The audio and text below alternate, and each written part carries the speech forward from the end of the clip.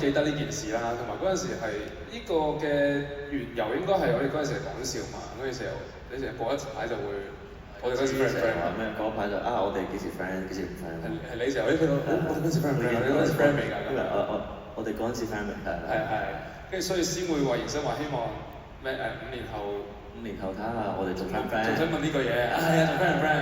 5年後睇下仲 friend 唔 friend？定係5年後已經係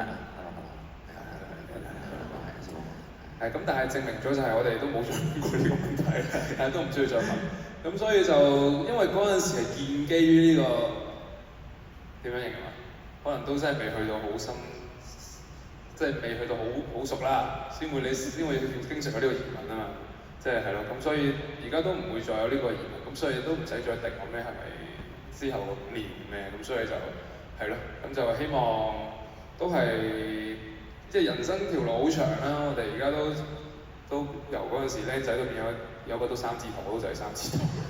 咁就所以就唔好，即係我哋睇遠啲，唔好講咩5年，係咪？我哋將個5變咗呢個10位數。係啊，50年之後，我哋50年之後再開好唔好？50年之後，睇下你哋我哋一齊。做啲運動好冇？一齊健康啲 ，OK。50年之後80歲 ，OK。好喺呢個時候咧，前面有位同事咧有隻係。